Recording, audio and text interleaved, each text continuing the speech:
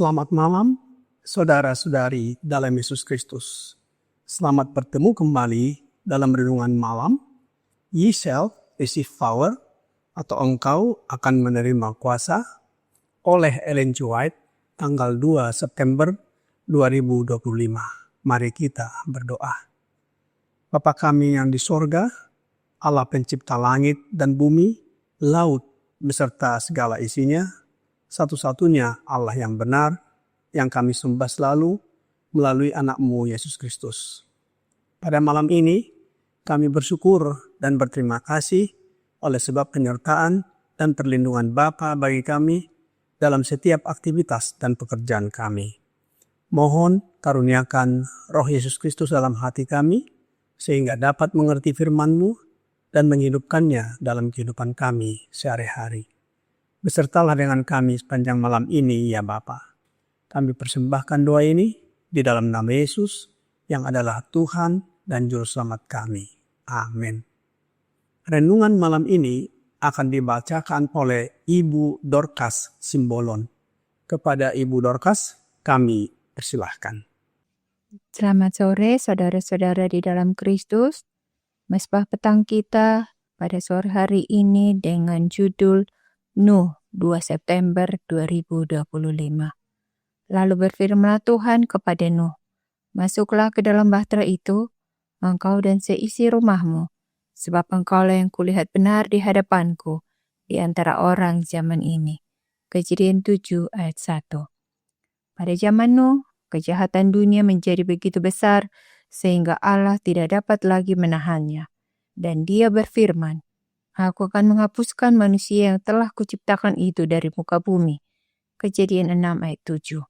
Namun, Dia mengasihani umat manusia dan dalam kasih-Nya menyediakan tempat perlindungan bagi semua orang yang mau menerimanya. Dia memberikan pesan kepada Nuh untuk disampaikan kepada umat-Nya. Rohku tidak akan selama-lamanya tinggal di dalam manusia. Nuh diperintahkan untuk membangun bahtera dan pada saat yang sama memberitakan bahwa Allah akan mendatangkan banjir besar ke bumi untuk membinasakan orang jahat. Mereka yang percaya akan pesan itu dan akan mempersiapkan diri untuk peristiwa itu melalui pertobatan dan reformasi akan menemukan pengampunan dan diselamatkan. Namun, penolakan yang terus-menerus terhadap permohonan dan peringatan dari Allah melalui hamba-Nya, Nuh, akan memisahkan mereka dari Allah, dan akibatnya belas kasihan dan kasih yang tak terbatas akan berhenti memohon.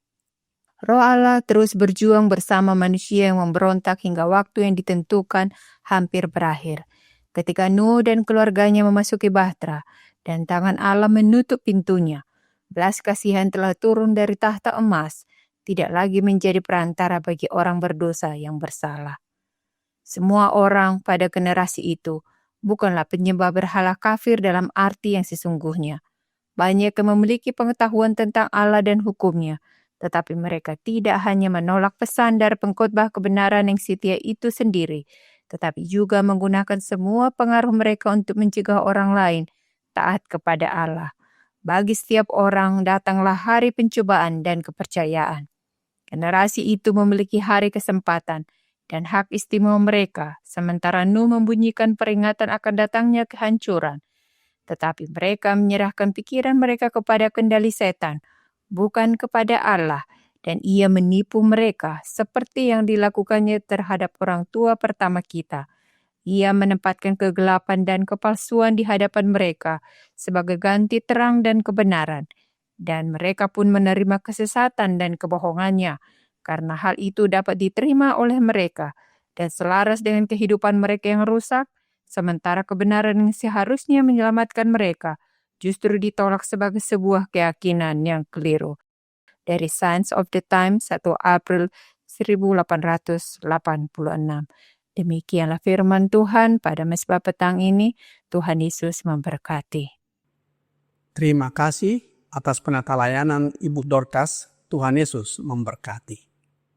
Saudara-saudari dalam Yesus Kristus, cerita mengenai Nuh ini sudah sering kita dengarkan dan terkenal di antara umat Kristen, sebagaimana terdapat di dalam Kejadian 6 dan 7, dan sering diulang-ulangi dengan maksud agar umat Allah dapat memahami dan mengikuti teladan dari Nuh dan menyadari bahwa sebagaimana keadaan di zaman Nuh, demikian juga terjadi di zaman akhir ini.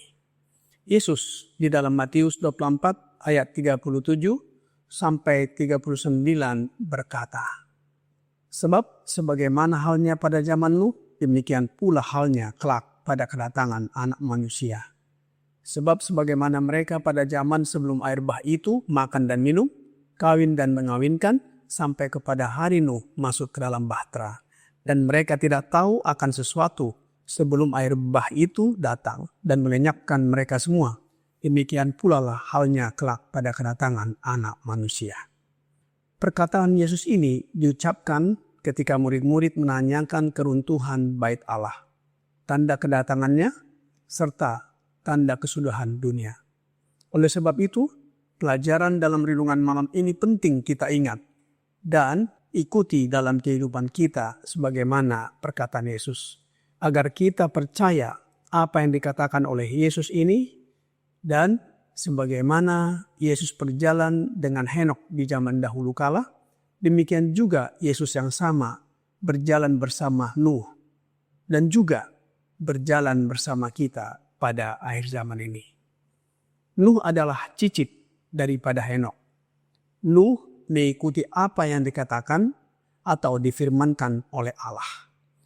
Alkitab berkata dalam Kejadian 6 ayat 13 dan 14.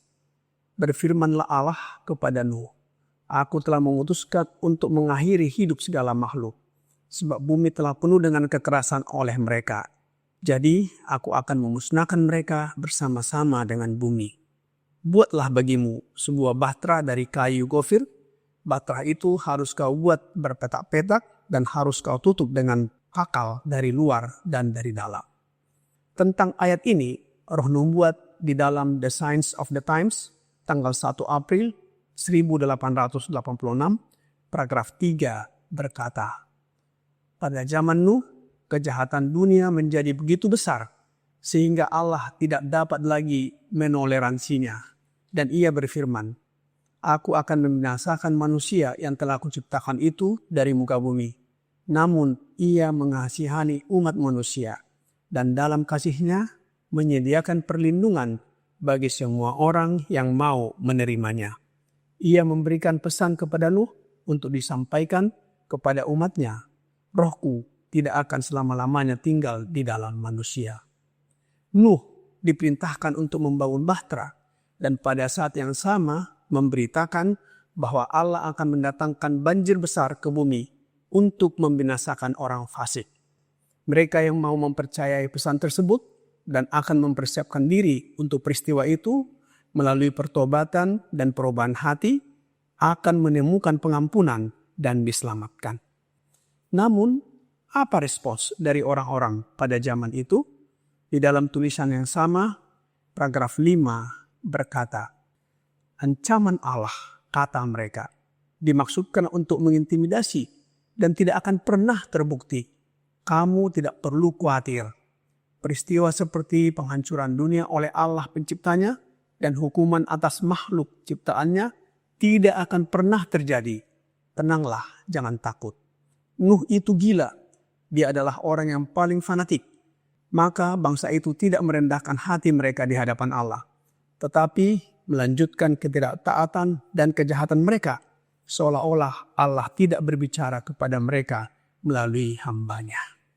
Berita peringatan dari Allah mereka sebutkan sebagai ancaman. Bukankah hal yang sama juga terjadi di zaman sekarang ini ketika kita mengabarkan peringatan terakhir kemurahan Allah, pekabaran malaikat pertama dalam Wahyu 14 ayat 7, agar takut akan Allah dan memuliakan Dia karena telah tiba saat penghakimannya dan menyembah Dia yang telah menjadikan langit dan bumi dan laut dan semua mata air. Orang-orang mengatakan bahwa itu ancaman. Bila mana memang itu adalah ancaman, bukankah hal itu akan menggetarkan hati mereka dan kemudian bertobat dari perbuatan yang jahat? Berbeda dengan Nuh, ancaman Allah menjadikan dia percaya sepenuhnya kepadanya dan menurutinya. Roh Nubuat di dalam The Signs of the Times tanggal 27 Februari tahun 1879 paragraf 15 berkata, ancaman murka Allah yang akan menimpa manusia, binatang dan bumi mendorongnya untuk mempersiapkan bahtera. Imannya dan rasa takutnya akan murka Allah menghasilkan ketaatan. Nuh tidak ragu untuk menaati Allah. Ia tidak mencari-cari alasan bahwa pekerjaan membangun bahtera itu berat dan mahal. Ia percaya kepada Allah dan menginvestasikan semua yang dimilikinya dalam bahtera itu. Sementara dunia yang jahat mencemooh dan menertawakan orang tua yang tertipu itu. Orang-orang justru mencemooh, mengejek dan menertawakan Nuh. 120 tahun Nuh mengabarkan akan terjadi air bah. Suatu peristiwa yang mustahil terjadi bagi pemikiran manusia zaman itu. Karena belum pernah terjadi sebelumnya. Dan karena belum pernah terjadi ada hujan dan air bah, serta belum pernah melihat bahtera, maka orang-orang di zaman Nuh menganggap Nuh gila. Tetapi Nuh tetap bekerja membangun bahtera karena Nuh percaya akan perkataan Allah.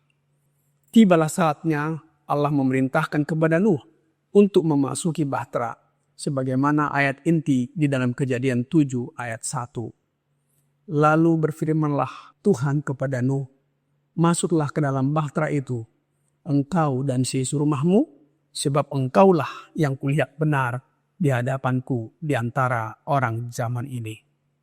Saudara-saudari dalam Yesus Kristus, kata benar dalam bahasa Inggris disebut righteous. Inilah yang disebut dengan righteousness by faith atau dibenarkan oleh iman. Nuh dibenarkan oleh imannya kepada Allah. Pelajaran ini merupakan satu pelajaran yang paling penting bagi kita sebagai orang Kristen, bahwa kita dibenarkan oleh iman. Iman adalah percaya sepenuhnya kepada perkataan Allah. Alkitab di dalam Ibrani 11 ayat 7 berkata, karena iman, maka Nuh dengan petunjuk Allah tentang sesuatu yang belum kelihatan dengan taat mempersiapkan bahtera untuk menyelamatkan keluarganya. Dan karena iman itu, ia menghukum dunia dan ia ditentukan untuk menerima kebenaran sesuai dengan imannya. Tentang hal iman Nuh, Roh Nubuat di dalam The Signs of the Times, tanggal 20 Desember tahun 1877, artikel A, paragraf 6, berkata, betapa sederhana dan seperti anak-anak iman Nuh di tengah ketidakpercayaan dunia. Imannya adalah dasar dari segala sesuatu yang kita harapkan, bukti dari segala sesuatu yang tidak terlihat. Imannya disempurnakan oleh perbuatannya. Ia memberi contoh kepada dunia dalam mempercayai apa yang telah dikatakan Allah. Nuh berdiri kokoh seperti batu karang di tengah badai. Ia dikelilingi oleh segala macam kejahatan dan kerusakan moral. Imannya tidak goyah. Ia berdiri teguh sebagai utusan Allah yang setia di tengah ejekan dan cemooh dunia. Sebagai saksi Allah yang tidak kenal kompromi. Mengapa Nuh bisa begitu kokoh di tengah kejahatan dan kerusakan moral manusia pada zamannya? Sebab dalam tulisan yang sama, paragraf 7 lebih lanjut berkata, hubungan dengan Allah membuatnya kuat dalam kekuatan kuasa yang tak terbatas, sementara suara peringatannya yang hikmat selama 120 tahun jatuh ke telinga penduduk generasi itu berkenaan dengan kejadian-kejadian yang sejauh menyangkut hikmat manusia mustahil terjadi.